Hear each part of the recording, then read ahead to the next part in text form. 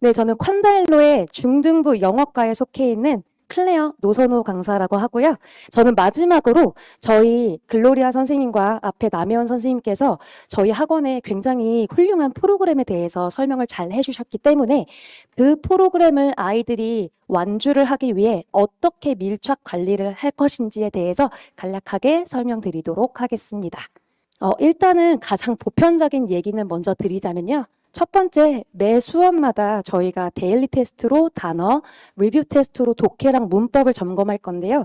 제가 잠깐 사담을 드리자면 저희 수업이 대부분 평균적으로 5시에 시작을 하거든요. 그런데 선생님들이 매일 거의 2시부터 나오셔서 거의 2시간 반 동안 내내 리뷰 테스트만 만드세요.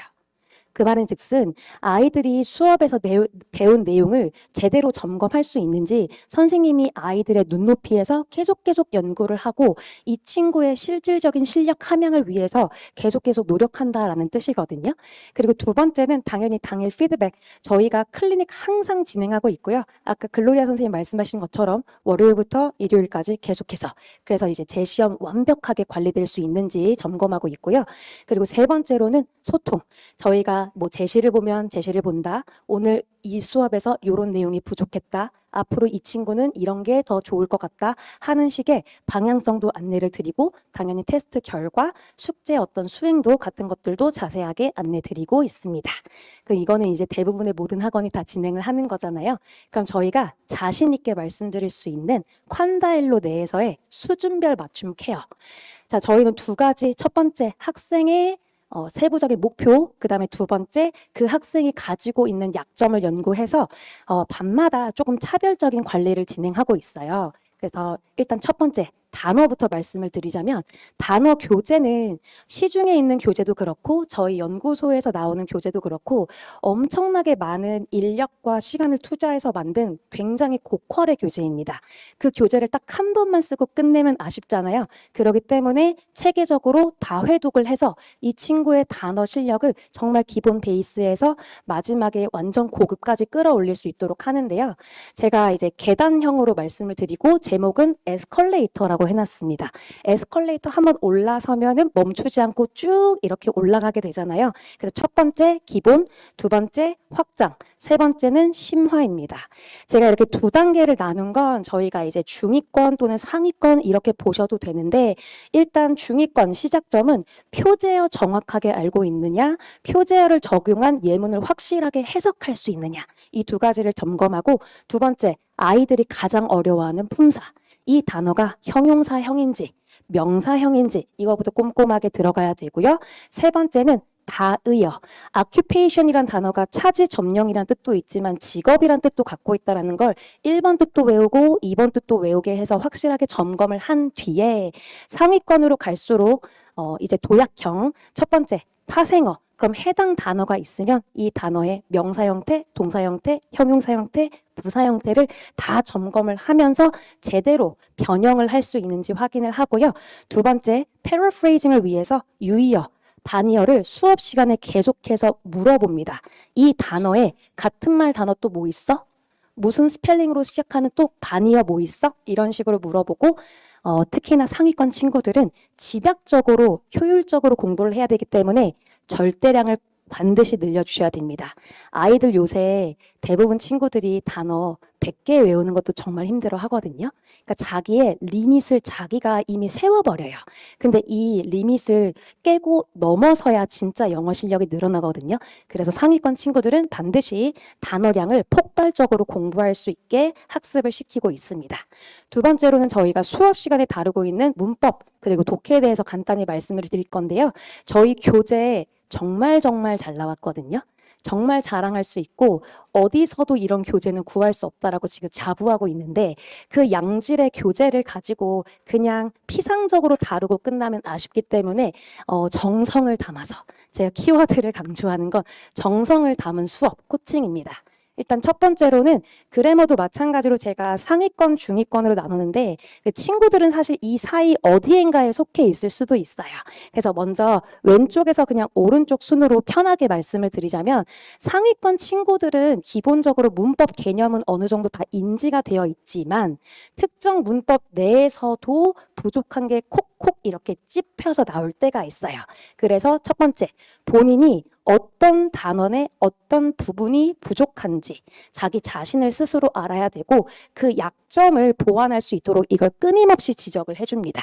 그리고 두 번째, 아까 교재 띄워주신 거 보셨죠? 저희 모두 고르기형, 개수형 문제가 극악한 난이도로 나올 때가 있거든요.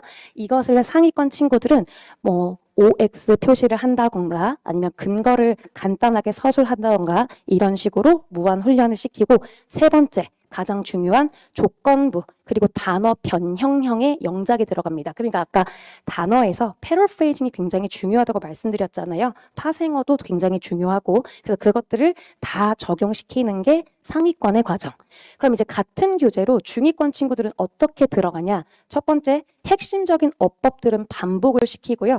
이 친구들은 어쩔 수 없이 노베이스도 있는 노베이스인 친구들도 있어요.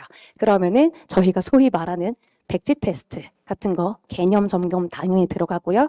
두 번째, 문제 비슷한 거를 A형, B형, C형으로 해서 반복 및 누적으로 학습을 시킵니다.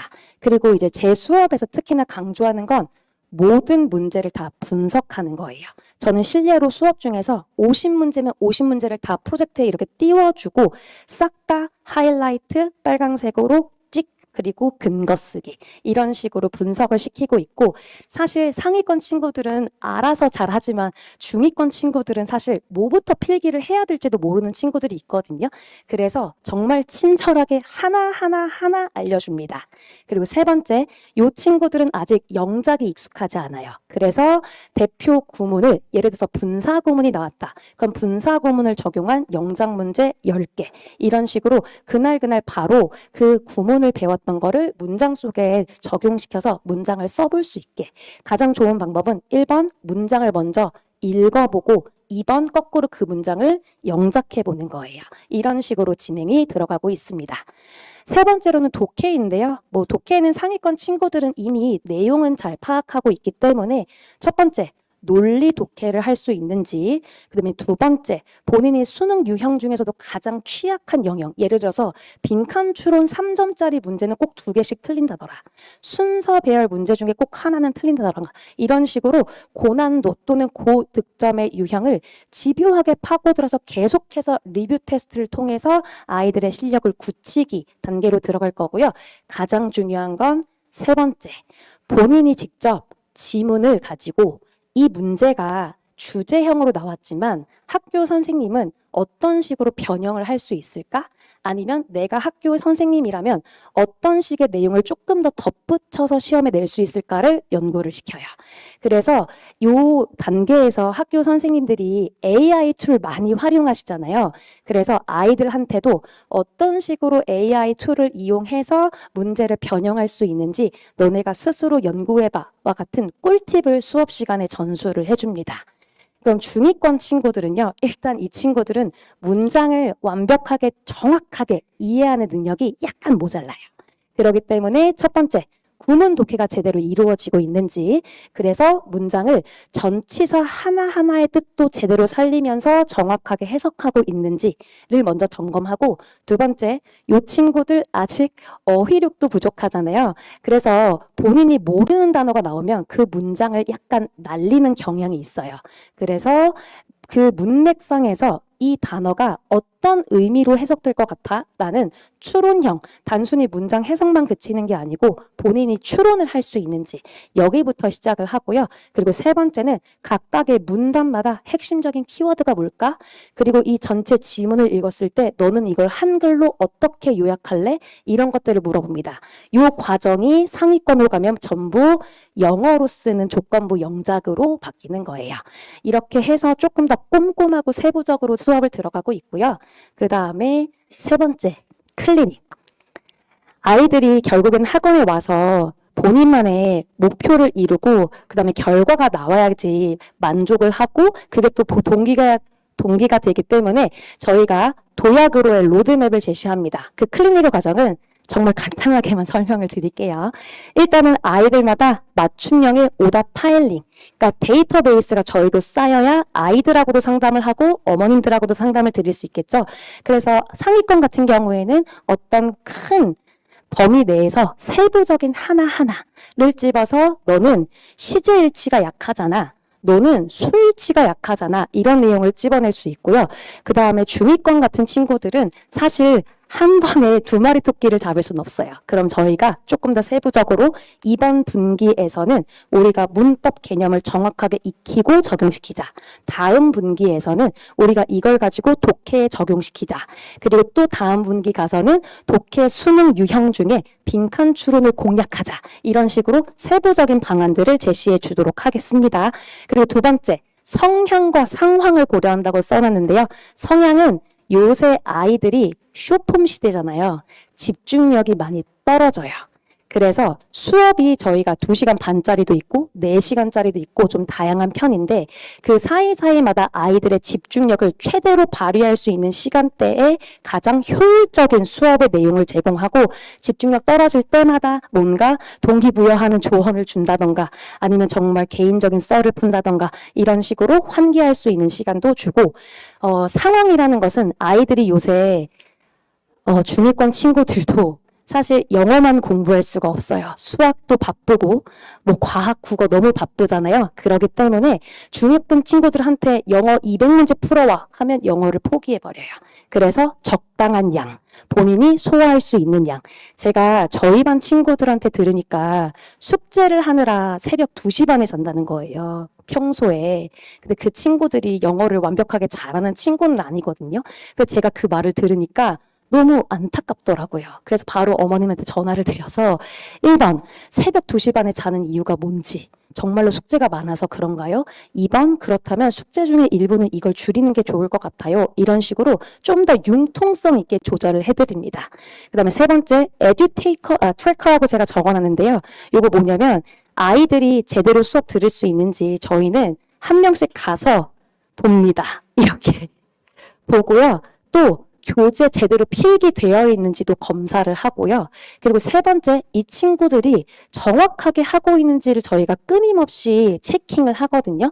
저희 영어과 담당하시는 팀장님도 그렇고 저희 각각의 강사마다의 조교진들이 있잖아요. 이 조교진들이 아이들의 이름, 성향을 웬만하면 다 파악하고 있어요. 그리고 저희 강사하고 끊임없이 서로 조언을 주고받습니다. 이거 이렇게 저거 저렇게 하면 좋을 것 같다. 그리고 아이들한테도 끊임없는 관심을 보여줘요. 아, 너는 영어를 못하지만 너는 다른 건 굉장히 잘하지? 예를 들어 너 글씨 되게 잘 쓴다. 너 수학 되게 잘할 것 같아.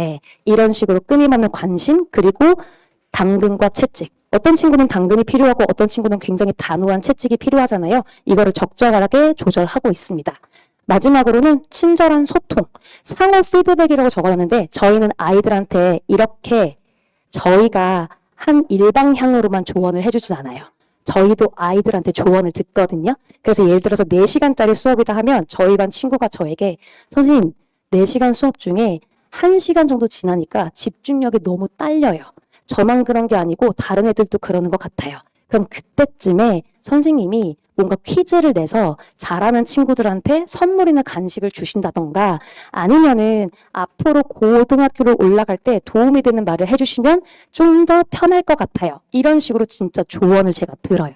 그래서 그거를 진짜 수업 시간에 반영하고 그 친구 덕분에 그 다음 수업 분위기가 되게 좋아졌거든요. 이런 식으로 저희가 서로 쌍방향 피드백을 통해서 수업의 질을 조금 더 발전시키도록 하겠습니다. 제가 이제 마지막으로 정확하게 그리고 정성스럽게 그리고 정직하게라는 키워드를 닫아서 제 지금 설명회를 마무리할 건데요. 저희가 환다일로 중등 영어가 시작한 지 그렇게 오래되지 않은 학원이에요. 다들 아시고 계시겠지만 그렇기 때문에 어떤 학원보다도 정말로 진심을 담아서 아이들을 관리하고 또 저희에게 시간과 그 다음에 아이들의 어떤 방향성을 투자해 주신 만큼 그 결과를 확실하게 내고 보답할 수 있도록 노력하겠습니다. 저는 중등 영어과에 속해 있는 이 5명의 선생님 중에 클레어라는 이름을 쓰고 있는 노선호 강사였고요. 꼭 수업 시간대에 직접 뵙고 어머님들과 소통하면서 또 아이들 정말 잘 발전시킬 수 있게 안심하고 보내실 수 있게 만들어 보도록 하겠습니다. 그럼 저는 여기에서 마무리하도록 하겠습니다. 감사합니다.